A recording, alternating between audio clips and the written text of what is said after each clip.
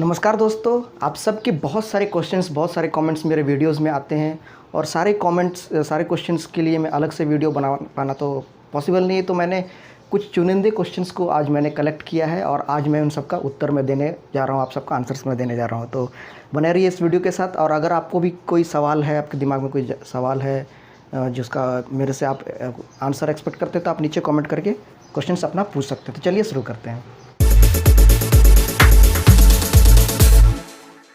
तो दोस्तों, सबसे पहला क्वेश्चन है कि what exactly does a ortho physiotherapist, a sports physiotherapist और अ न्यूरो फिजियोथेरेपिस्ट डज।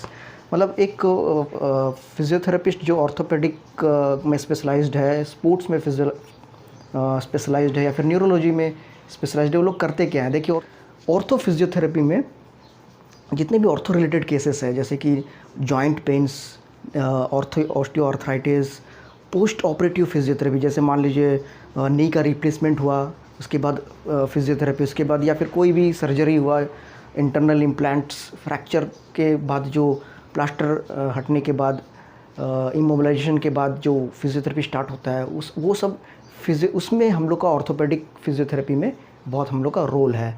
तो mainly orthopaedic cases related to joint pain, related to post operative surgeries, post operative physiotherapy, ये सब चीज़ें ऑर्थो फिजियोथेरेपिस्ट देखते हैं। उसके बाद आता है स्पोर्ट्स फिजियोथेरेपिस्ट।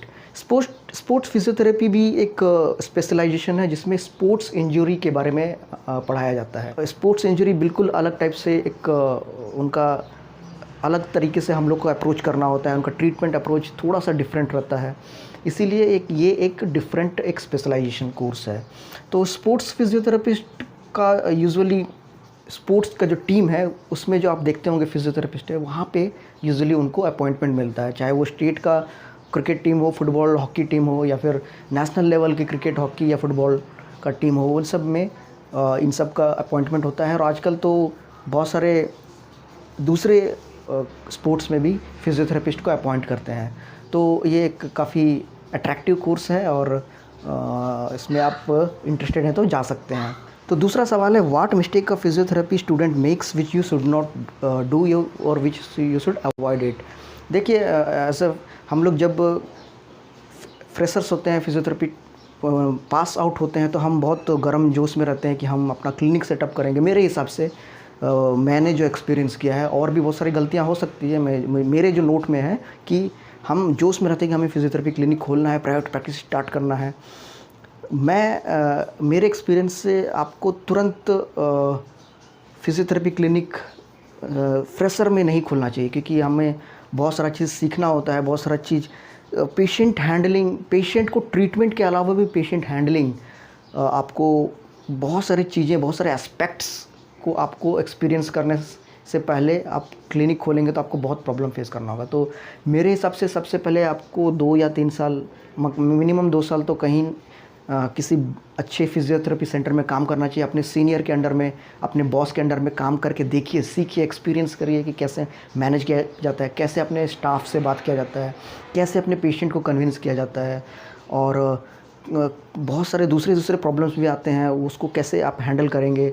कई बार देखिए, प्रैक्टिकली अगर आप क्लिनिक में आप हैं और 3-4 पेशेंट को आप हैंडल कर रहे हैं, सडनली इलेक्ट्रिसिटी ब्रेकडाउन हो जाता है, इलेक्ट्रिसिटी चला जाता है, तो आप उसको उस सिचुएशन को कैसे हैंडल करेंगे, उसको फ्लोर मैनेजमेंट बोलते हैं। वो सब आप किसी एक्सपीरियंस्ड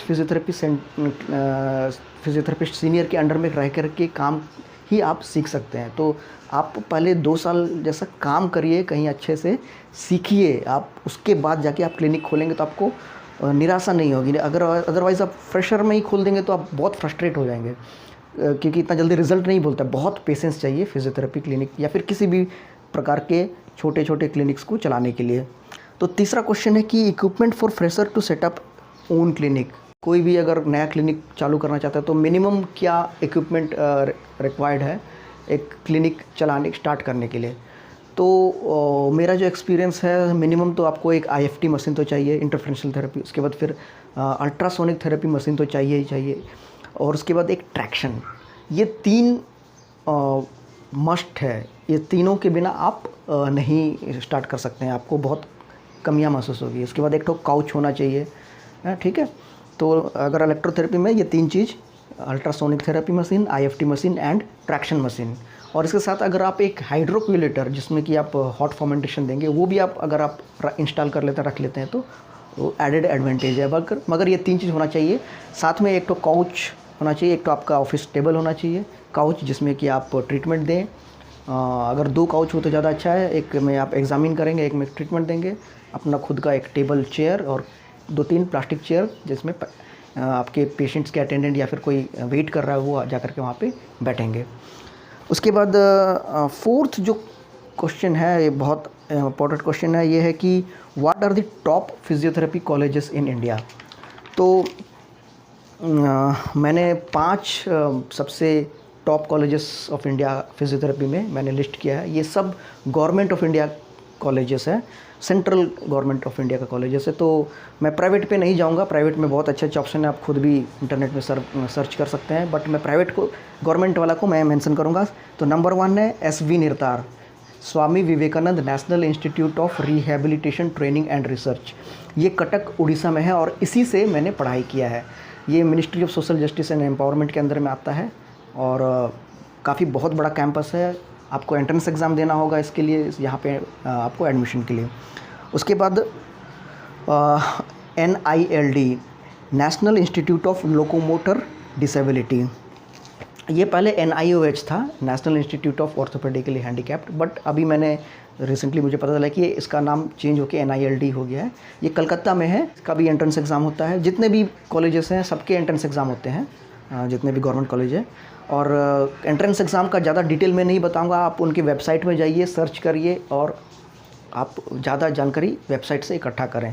क्योंकि मैं काफ़ी समय हो गया है, मैं इंस्टीट्यूशंस से मैं थोड़ा सा कट सा गया हूँ, मैं अपने प्रैक्टिस में इतने व्यस्त रहता हूँ कि मैं उतना टच नहीं बना पाया हूँ। उसके बाद है 3rd है Pandit Deendayal Upadhyay national institute of for person with disability. ये दिल्ली में है, IPH इसको हम लोग शॉर्ट में बोलते हैं। तो ये भी सेंट्रल गवर्नमेंट का कॉलेज है, बहुत अच्छा कॉलेज है, इसमें भी एंट्रेंस होते हैं। आप इनका वेबसाइट विज़िट करें पूरा जानकारी के लिए। उसके बाद PGI चंडीगढ़, ये भी सेंट्रल गवर्नमेंट कॉलेज है, यहाँ भी आप BPT के लिए अप्लाई कर सकते हैं। Centre for physiotherapy and rehabilitation science, Jamia Millia Islamia university, ये भी सेंट्रल यूनिवर्सिटी है। सेंट्रल यूनिवर्सिटी तो गवर्नमेंट यूनिवर्सिटी होता है, तो बढ़िया कॉलेज है, यहाँ भी आप अप्लाई कर सकते हैं। एक और कॉलेज है मगर वहाँ पे BPT नहीं होता है, वहाँ पे MPT केवल होता है, all India institute of physical medicine and rehabilitation, AIIPMR, Mumbai. अच्छा कॉलेज है, बट यहाँ पे केवल MPT होता है। अगर आप BPT के स्टूडेंट्स हैं तो आप MPT के लिए यहाँ भी अप्लाई कर सकते हैं। इन सब कॉलेज में MPT होते हैं और सबके लिए एंट्रेंस आपको ज़रूरत है। नीट के विषय में मैं नहीं बता पाऊँगा कितना स्कोर लेते हैं एग्जैक्टली, आप प्लीज़ उनकी वेबसाइट में विज़िट करें और आपको ज़्यादा जानकारी आपको मिल जाएगा। तो आपके दिमाग में और कोई क्वेश्चन है जिसका सवाल का जवाब आप मेरे से एक्सपेक्ट करते हैं तो आप ये नीचे कमेंट में ज़रूर आपका कमेंट करें, अपना क्वेश्चंस पूछें और उसको मैं जमा करके मैं फिर से ऐसे ही क्वेश्चन आंसर सेशंस में अगली बार फिर से मैं लाऊंगा आप सबके लिए। तो उम्मीद करते हैं दोस्तों आपको ये वीडियो अच्छा लगा होगा। अगर अच्छा लगा है तो इसे लाइक करें, शेयर करें अपने दोस्तों के साथ। अगर आप हमारे चैनल में नए हैं तो इस चैनल को जरूर सब्सक्राइब कर लें। Thank you for watching friends, bye bye.